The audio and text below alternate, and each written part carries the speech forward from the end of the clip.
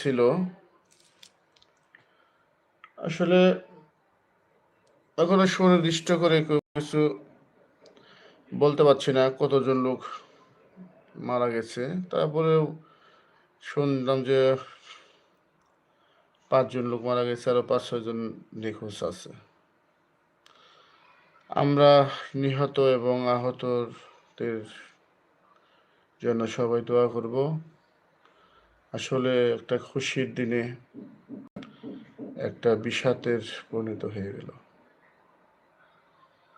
আসলে কি বলবো, আল্লাহ যে লিখে রাখছেন তাদেরকে এভাবেই মৃত্যুবরণ করতে হবে, আহত হতে হবে, ঘটনা ঘটবে। ঈদের দিন যে জায়গাতে আপনার খুশি হওয়ার কথা ছিল,